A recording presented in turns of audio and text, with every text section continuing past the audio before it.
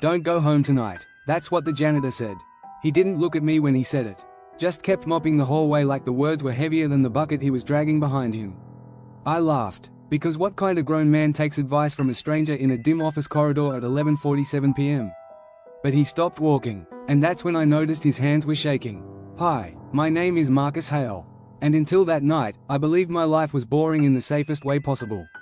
Stable job, 12-year marriage, one daughter who still thought I could fix anything with duct tape and patience. Turns out, I was the only one living that version of my life. Because when I stepped outside, my phone lit up with a message from my wife, "Working late again?" Normal question, except I never told her I was working late. I stood there staring at the screen while the janitor's words replayed in my skull. "Don't go home tonight." That's when a second message came in. A photo, taken from across the street. It was me, standing outside my office building. Same jacket, same posture, same moment. Someone was watching, and my wife had just sent the picture. I didn't reply, I didn't call, I didn't panic. I did what I've always done when something doesn't make sense. I observed. I walked to my car slowly, like nothing was wrong. Drove 3 blocks, parked, turned off the lights, and waited. 5 minutes later, a black SUV pulled into the office lot. 2 men stepped out, not security, not employees. They walked with purpose, scanning, not talking. One pointed at the entrance. The other checked his phone. My phone vibrated again. "Why did you leave?" My chest went cold. "Hi again, Marcus Hale, former insurance investigator." Which is just a polite way of saying I spent 10 years learning how people lie. And right now, my wife was lying. I drove to a motel across town and paid cash. Didn't sleep, didn't turn on the lights. Just sat on the edge of the bed replaying the last 6 months. The late gym sessions, the sudden password changes, the way she'd started locking the bathroom door to take calls. Not guilt, preparation. At 3:12 a.m., I called the one person I trusted with ugly truths. My sister, Eleanor. She answered on the first ring. "Marcus, what happened?" I hadn't said anything yet. That's the thing about siblings. They hear the silence. By sunrise, she was at the motel with coffee, a burner phone, and a name. The SUV plates belonged to a private security firm. The firm specialized in corporate asset recovery. Debt collection with better suits.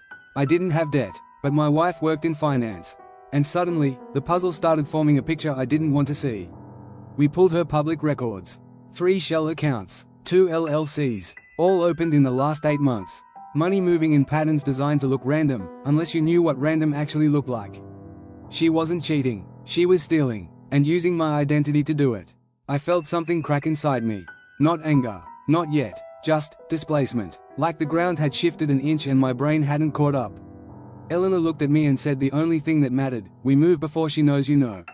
So we did. By noon, I had frozen every joint account. Filed identity theft documentation. Flagged the LLCs.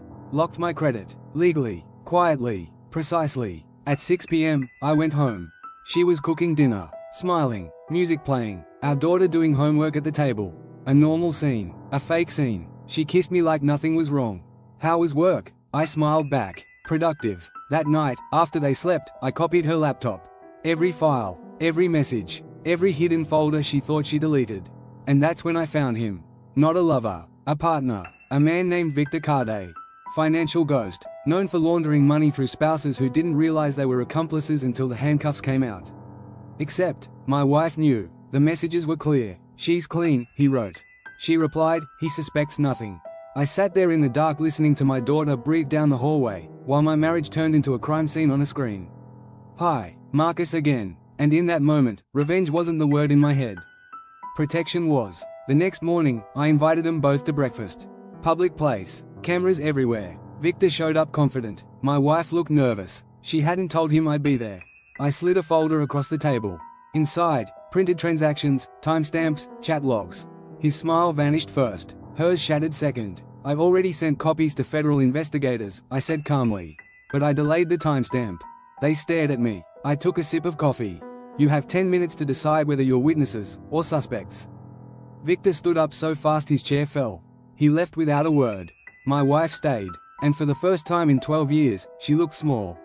Not evil, not monstrous, just someone who made a stupid decision and built a life on top of it. "Please," she whispered. I shook my head. "This ends clean. For our daughter. For me. For you." I didn't yell, didn't insult her. I handed her divorce papers already signed. And a second document, immunity cooperation agreement. She cried reading it, because she realized what I'd done. I wasn't destroying her, I was saving her from prison. In exchange for truth, Victor was arrested 2 weeks later. She testified. The charges against her vanished. But the marriage didn't survive. Some things aren't meant to. Final court date was quiet. No drama, no shouting, just signatures. When we walked out, she stopped me. "Why didn't you ruin me?" she asked. I looked at her for a long time. Because I finally understood the answer. Because I don't want my daughter growing up thinking destruction is strength. She nodded, and that was the last honest moment we shared. Hi, Marcus Hale, single father, clean record, smaller house, quieter life, but real. And if there's one thing betrayal teaches you, it's this. The opposite of revenge isn't forgiveness. It's clarity, and clarity is louder than any explosion. I drove home that night, opened the door, and my daughter ran into my arms. "Did you fix everything, Dad?" I held her tight. "Yeah," I said softly. "I did, and for the first time in a year." I wasn't lying.